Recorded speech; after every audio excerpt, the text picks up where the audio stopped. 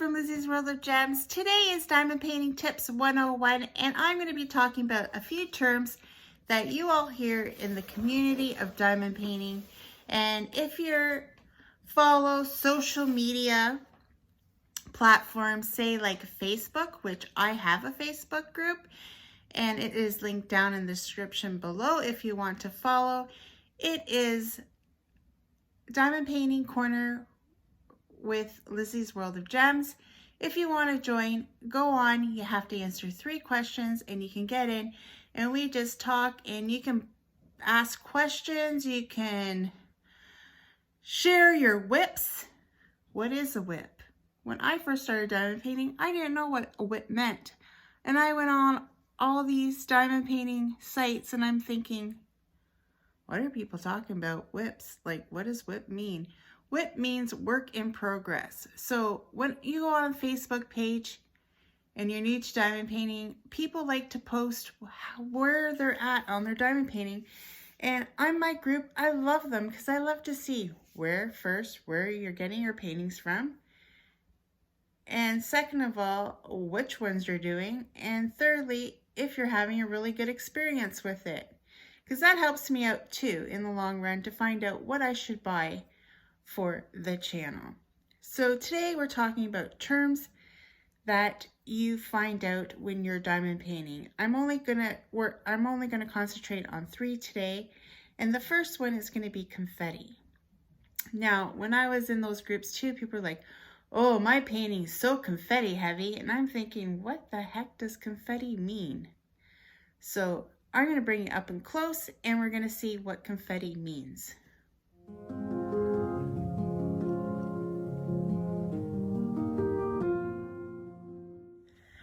Hi everyone, I'm back. So this is what confetti means. So confetti means, see how you have all these different letters in a tiny little square. This is only like maybe a 3x3 square that I opened up on my next project, which yes, it is Hooligan, and yes, you will be seeing it next week in the queue. I don't want to give away what the picture is yet because I'm going to have a video on what it's going to look like. But I already know this is going to be very confetti heavy. I already realized this when I ordered this painting. This painting is over a year old. So I wanted to bring it in the queue to see what the gems were like back in February last year. So it's over a year old, and I want to see what it looks like. Right here in this little square, it looks pretty darn good so far. Drill quality, don't know yet, but we'll find out because we're going to go on this journey together. This is what confetti means, is when you have probably every single letter. There's 48 colors in here, and I bet you there's probably close to 48 colors in this little square.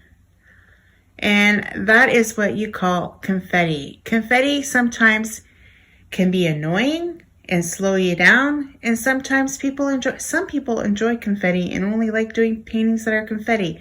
Now, if you get a painting with a lot of scenery, like say a cottage with a river flowing by with some flowers, that's going to be really confetti heavy.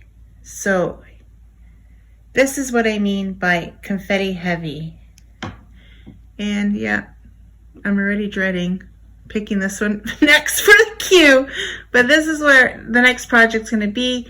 You will find out more about it on Drill With Me Tuesday, because this is what my project's going to be for Drill With Me Tuesdays, is going to be this painting from Hooligan, and you'll find out what it is. It's pretty cute. It's a 60 by 45. I thought it was a 40 by 50, but I guess I'm wrong.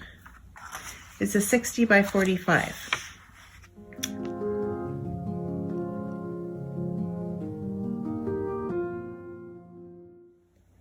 Hey everyone. So this is what you call color blocking. So when you hear people say the termination, oh, my painting has a lot of color blocking, it means there's a lot of sections of the same color. See how all this is A's. And then you have a strip here of the I's.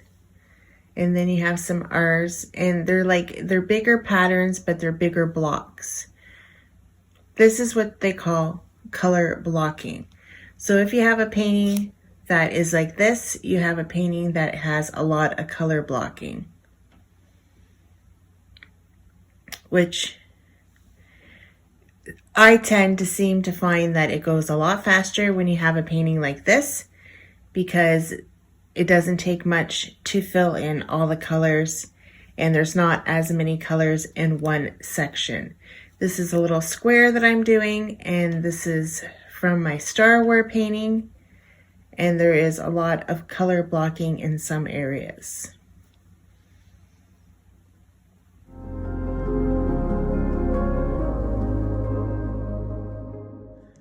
So this is what you call the checkerboard method. I already started a big piece of it.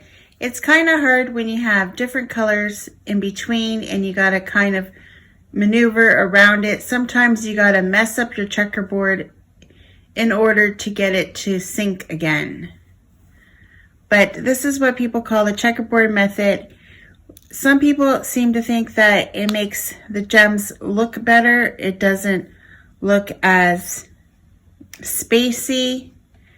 This isn't a really good square to demonstrate this with, because if you can see over here, there is quite a few gaps. But when the light's off, you can't really see them. See what I mean? It's because the light is on. But you just follow the checkerboard. You leave a space in between. So well, on the next row, you skip this one, you go over to the next one. This one I put down, so now I'm going to put one over here where the gaps are from the bottom. And it looks like a checkerboard board that you play checkers on. That's basically what you're doing. And you just continue on along the whole row. It is slow going. It does take longer, but the end result looks really nice. Plus, I think somebody started doing this because maybe they were bored of just putting them on individually and wanted to decide to do a pattern. That's what I think happened, and then everybody's like, oh, well, this really works and it looks a lot neater. And this is what us diamond painters refer to as the checkerboard method. And there you have it. You can do them with round, but I think the checkerboard method was invented for squares, but it can be done with rounds too. But rounds tend to lie a lot neater than squares. But it all depends too on what kind of canvas you have with the spacing and the gapping. And then all you do is you fill in. I'll just go, great, now my wax is starting to dissipate. And then that's what you do. You just fill in the holes, maybe straighten them up with your pen. But usually they straighten right up as soon as you put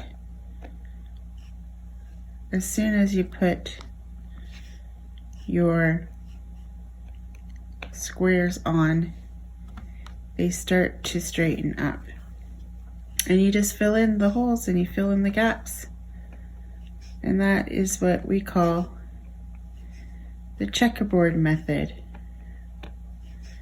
So basically, you go every other square, and then the top row you do the opposite every other square that you didn't have on the bottom one, and then it creates the checkerboard feel. And then after it's all said and done, you fill them in. Sometimes I go like this and make little crosses, and then I fill them in after, just to give myself a little design. But then you just keep on filling them all in. as you go. And there you have it, guys. The checkerboard method. If it is nicer squares, they would fit a lot better in, but this black, not a very good color to show it to you on. But that's all I have left of this painting, and this painting will be done. Yay!